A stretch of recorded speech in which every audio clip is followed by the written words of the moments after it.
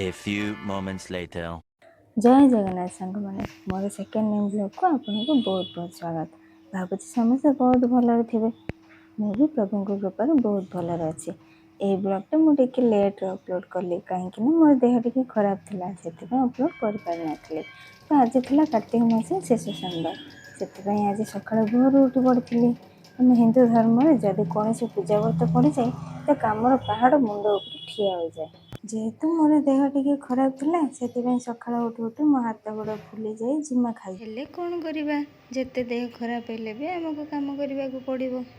एमती दिन पर देखा जाऊँ सीना बट मो उठला बेले को मात्र टाइम होता सका 5टा बाजी। प्रथमे दांड दुआर ओलई दे छेरा पानी पकई दांड दुआर धोई गोटे सुंदर पद्म फूलर झोटी चिता पकई। मु सब बेले खड़े ही झोटी चिता पकाए कारण मोर जरे मो हाथ में ठीक से झोटी चिता पड़ेनी। देन बाहर काम सरिबा परे घर को आसी घर ओलई दे घर पोछि देइथिली। पूजा व्रतर घर सफा न हेले पूजा परिका फिलिंग्स आसेनी।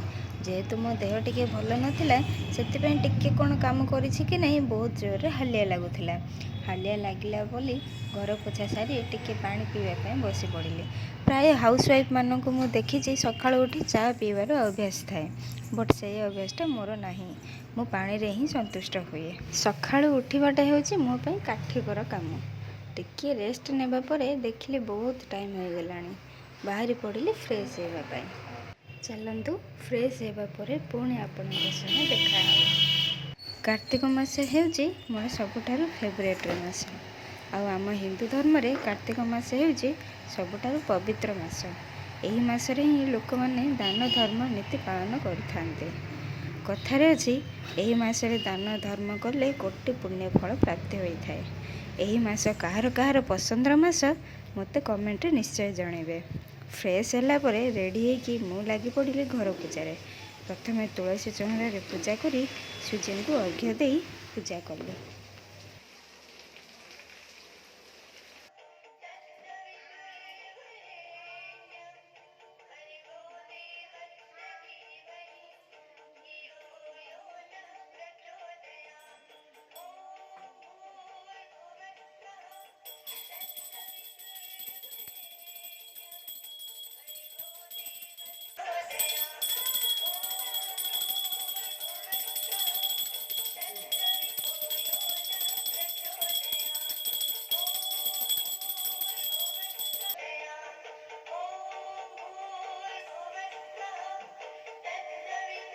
पूजा सरिबा परे रेडी हेई एबे चलंतु जिबा भोले बाबा को दर्शन पाई।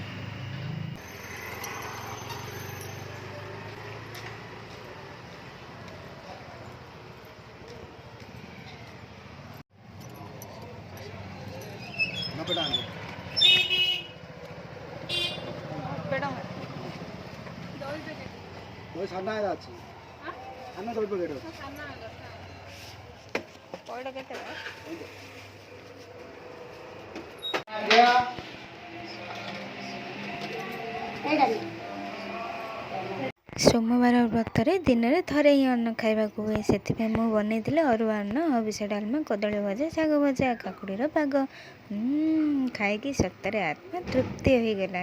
से दिनटा मोर एमती कटि। जदि मोर ब्लॉग भल लगी था लाइक कमेंट सब्सक्राइब निश्चय करेंगे। रही बाय बाय।